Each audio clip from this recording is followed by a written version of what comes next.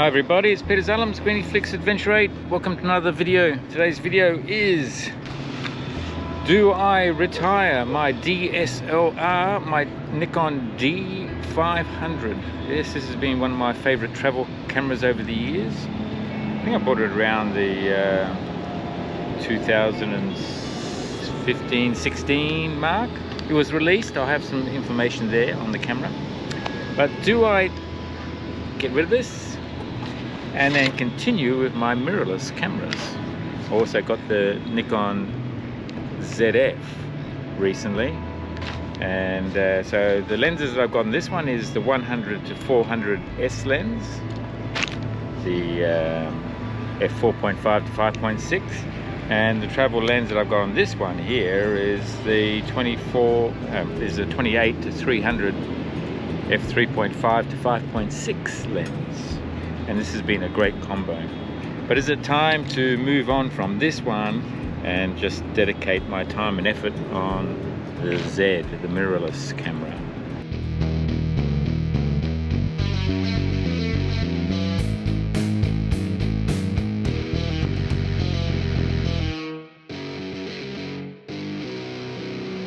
Let's do some sample shots around the harbour here. We'll go into Lightroom as well, and then we'll just have a look at some of the significant differences that have occurred just in a matter of less than 10 years, moving from DSLR, probably one of the finest cameras at the time, to the mirrorless camera. Today I'm sporting. I'm actually the fashion model today. I'm modeling for Delilah. I am Delilah, one of my model collaborators, Katie. She's a fashion designer and clothes designer and manufacturer, and distributes worldwide. So if you're interested in a nice little this fleecy hoodie, yeah, very nice, good design, very comfortable and fluffy, and keeps you warm in winter. So check out, I'll provide a link in there in the video if you're interested in some of her designs. She mainly caters for the 20 to 30-year-old female designs, but occasionally she puts out something for the guys as well.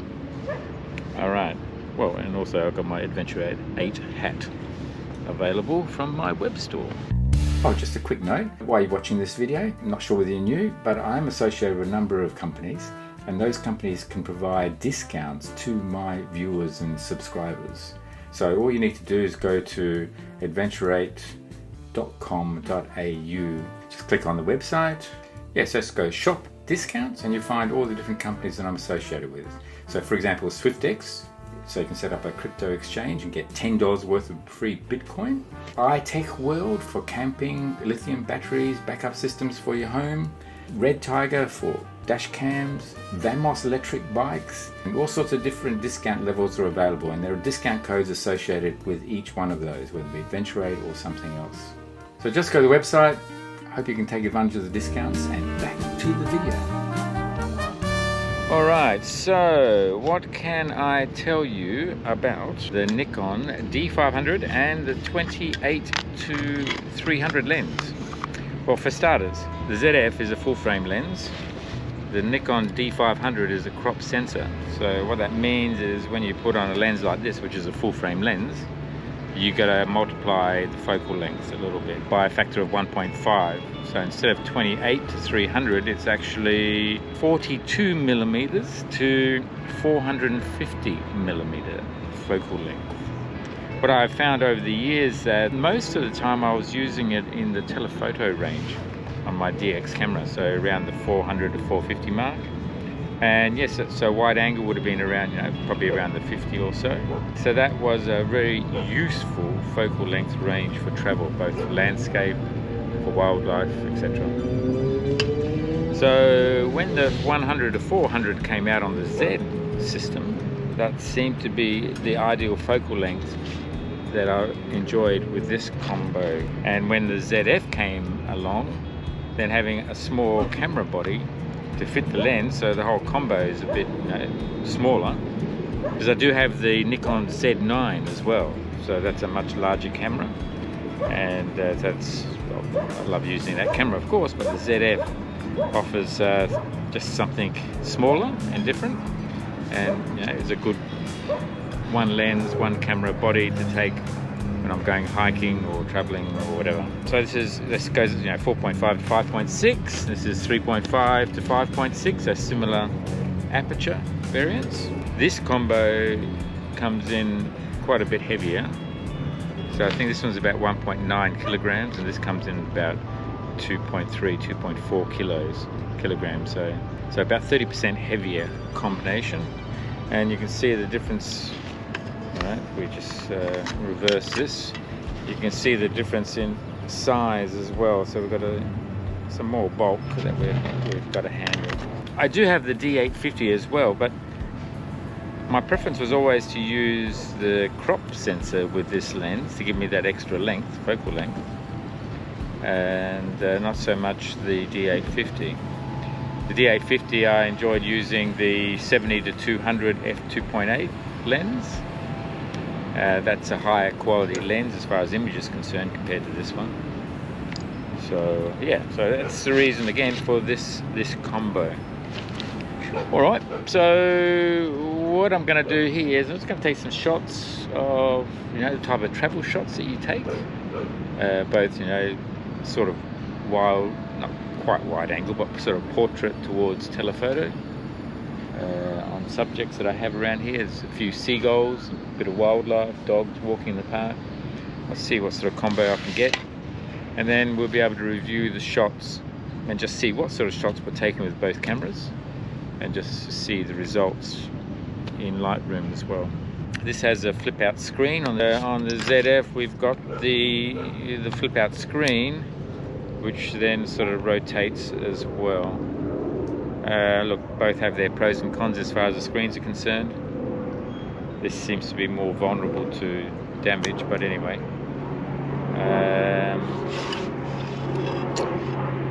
You just got backlit buttons on the D500, so the camera itself is fantastic. Alright, well, let's take some shots. I'm getting quite warm now, the sun's coming out.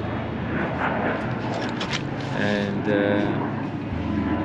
so we'll use similar shutter speeds and apertures, ISOs, and therefore we'll have as close to like as possible. Oh, just a thunderstorm just came over, so I managed to grab a couple of shots, and then I realised rookie error. Oh my goodness, I hadn't used the D500 for a while. Just reviewing the shots at the back of the camera, I noticed that all the images were looking a bit foggy compared to the Z lens, compared to the Z camera. The filter was really grubby. So I gave the filter I've got a UV filter on there. I gave the UV filter a bit of a puff and a clean, and all of a sudden I have nice contrasty photographs again. Check your camera gear before you do the shoot. That's the lesson. So it looks like we've got blue skies, so I don't think it's going to rain on me again, like it did a few minutes ago. Yeah, so it's as always, a nice day in Sydney. Regardless whether it's wet or raining or whatever, it doesn't really matter. Just to get out and take some photographs. I must admit it, sometimes getting out the door and being inspired to take some shots is a bit of a challenge, but when I'm out here, then I always find something unusual, just like here around the harbour. Grab that shot and grab this shot. The lighting's changing all the time, but I'm snapping away. Well, the autofocus on this is really good. The autofocus on this from 3D mode is also very good, so it'll be interesting to see how it managed to catch the focus of the plane. Alright, well, I think it's probably enough shots. Let's get back to the studio and have a look in Lightroom and just see how these photographs compare.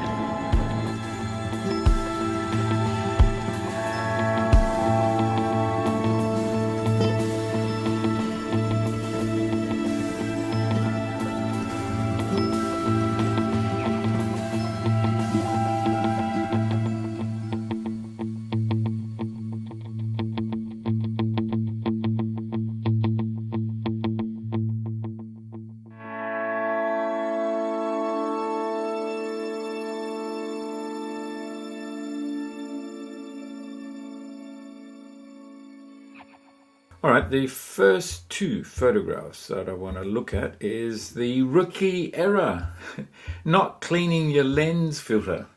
Well, in this case here, the UV filter was a bit dirty and dusty from lack of use.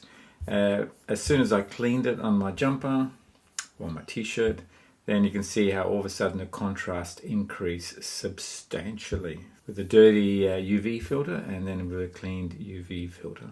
Alright, so that's the first learning exercise.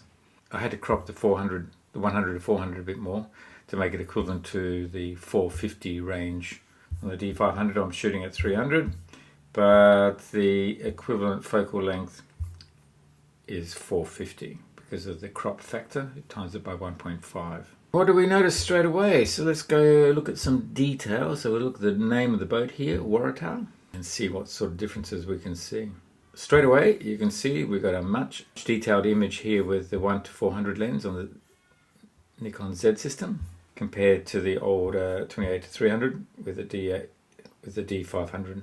And as we move around the image here, you can see a big difference in detail and also in contrast. So yeah, I lived quite happily with the 28 to 300 lens for some time. But now with the new technology, you can see how the lenses have improved. Yes, you can do more editing to the D500 file here and increase the contrast and the detail and clarity, and that will improve this picture as well. But as a starting point, if you can get it with your lens and your camera before you do any editing, well, you've already way ahead in your photography. Both lenses are at 5.6, so similar depth of field. Not that you notice it here too much, but it's a clear winner for the Z system. So this is wide angle at 100 millimeters, so I'm shooting 70 on the 28 to 300. Times that by 1.5, you get close to 100. Well, if you want to know what specifically it is, it's 105. And we'll have a closer look. So we'll look at the name of the boat again, Waratah. And we have quite a big difference in the image. Kanangra is the other boat here in the background. Yeah, we've got a much more detailed shot with the Z system. It makes the D500 with the 28 to 300 lens look quite foggy, as if it has a dirty, still a dirty filter on it. You can see the detail in the siding of this shed here, or that detail is lost with the D500 and the 28 to 300 lens. The Z on the right and the F mount on the left. And just looking like this, you can see there's again more contrast in the Z mount lens. And again, you can see the big difference in the detail. The Z lens picks up the detail of the bird really crisply. Lots of contrast, lots of detail. And you can see that's a little bit hazy, a little bit fuzzy with the 28 to 300. Alright, well, this was consistent across all the photographs, so there's definitely no surprises. Of course, knowing your lens, you can sort of then determine how to take the photograph without noticing the difference in the lens quality. So we've got the two images here, F on the left, Z on the right. I'm pretty sure I was focusing in the distance here on the Sydney Harbour Bridge in both cases. So I wanted to see what the depth of field was like at 5.6 and whether you start to lose some of the detail in the foreground here. So if we zoom in here, you can see in the distance with the Z, nice contrast, good capture of detail. And then with the F mount lens, the 28 to 300, you can see it's foggy on the left here. By comparison, I call it foggy. And then if we look at the foreground, I reckon with the F mount lens here, it's actually focused on this container